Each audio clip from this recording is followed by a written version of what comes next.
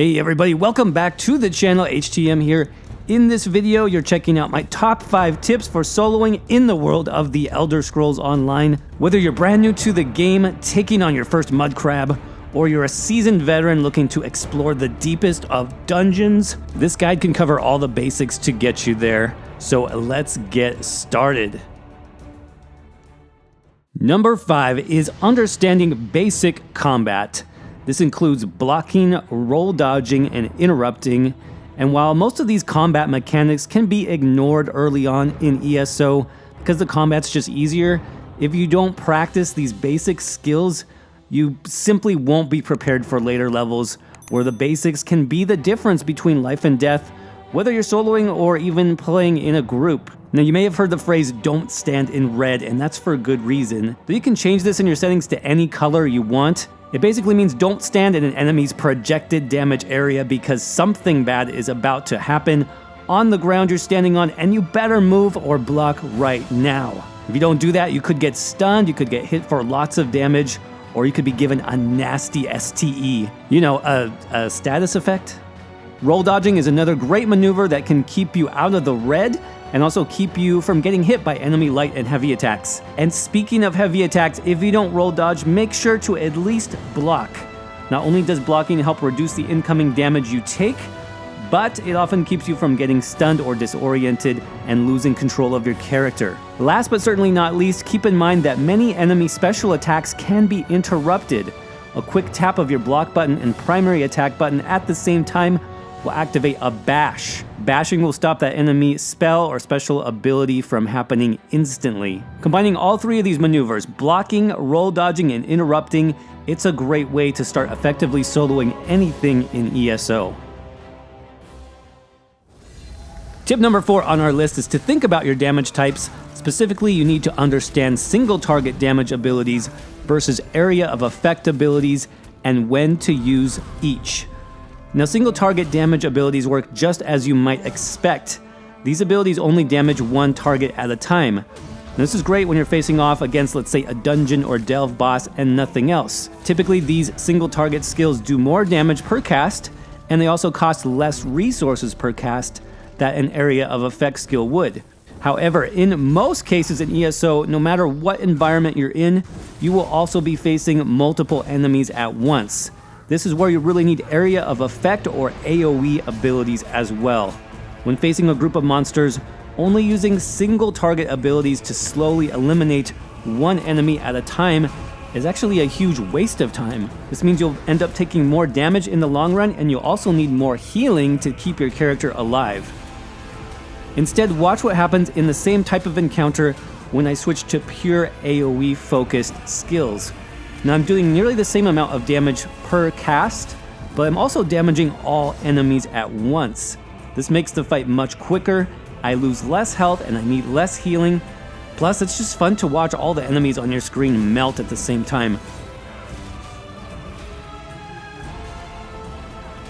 So you need both AoE and single target damage types on your skill bar, and you need to know when to use them. In ESO, there's also a distinction between instant cast skills and damage over time skills. And understanding and using both of these damage types is also important in doing damage efficiently in the game. So instant cast abilities are great at doing damage up front. But if all you use is instant cast skills, your total damage is very limited. Think about it, this is because you'll only be doing damage with one single ability at a time. Instead, I'm going to apply a few damage over time abilities first. I'm going to add on this build Wall of Fire, Noxious Breath, and Searing Strike, all of which are damage over time skills. These skills all do consistent damage to my enemy as I switch back to my two-hander, meaning instead of just doing damage with that one two-handed dizzy swing, I'm now doing damage with 4 abilities effectively at once, basically quadrupling my total damage output. In this case, my enemies are going to go down so much quicker. There's absolutely no comparison. So remember, use AoEs for groups, single target for bosses, and combine both instant damage and damage over time skills to maximize your damage. Tip number 3 is to focus on good healing. There are several types of healing available to all characters in the game, including healing over time, burst healing, and passive healing. Having a good mix of all three of these will ensure your survival in some of ESO's most challenging encounters where healing is absolutely necessary. First, healing over time and passive healing skills are very important. Many classes have skills for this. For example, the Sorcerer has Critical Surge, which gives him a small heal every time the Sorcerer does critical damage on a target. Now, this heal can only happen once every 1 second, but this is still a lot of healing.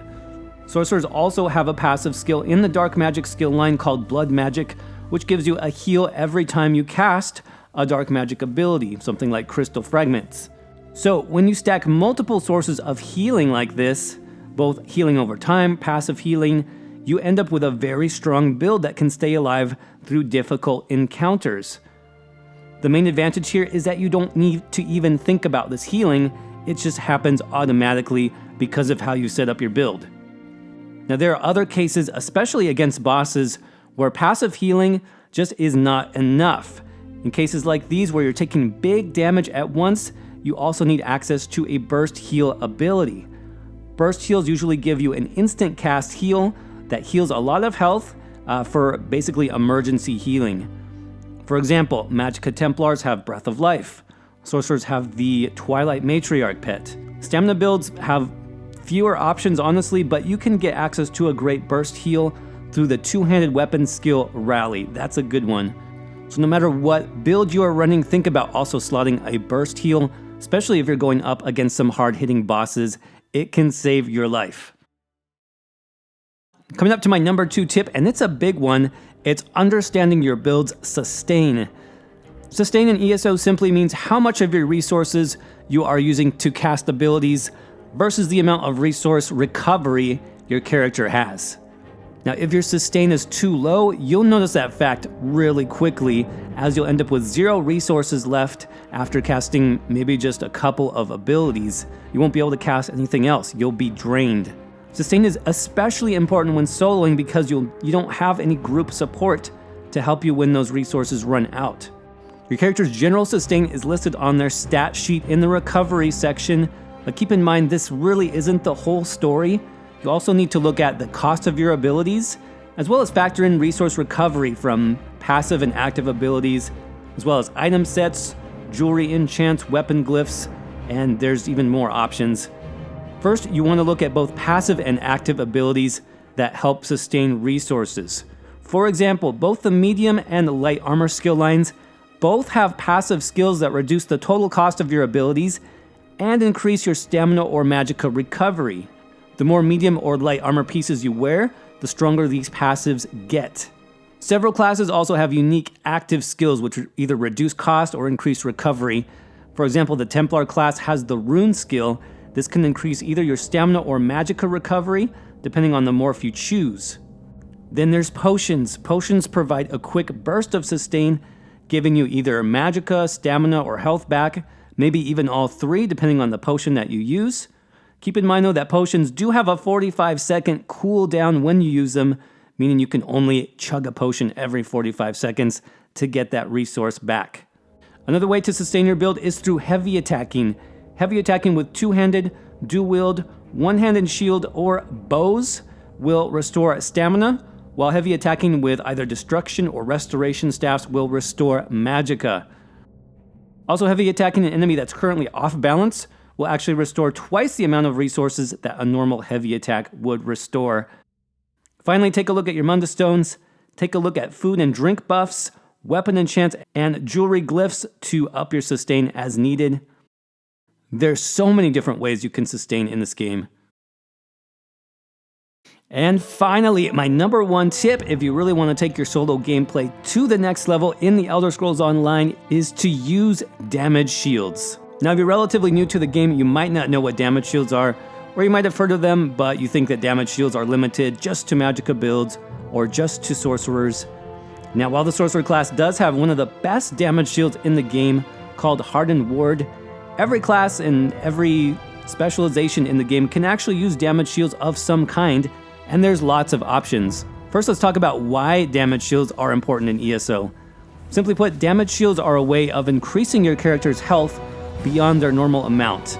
So let's say your character has 20,000 health, and also access to a 10,000 point damage shield. When you cast your damage shield, your total effective health is now increased to 30,000 while that damage shield is active. This is because an enemy has to break through that 10,000 point damage shield before they can actually touch your main health bar. So in cases like world boss battles or veteran dungeons where enemies can hit you insanely hard, damage shields are the #1 key to staying alive. Now let's get into damage shield types. Essentially, there are two main types of damage shields: active damage shields and passive damage shields. Active damage shield abilities are those like Hardened Ward from the Sorcerer class, which we mentioned before. You have to cast the skill in order to get the damage shield. These are great to use if your build has access to them.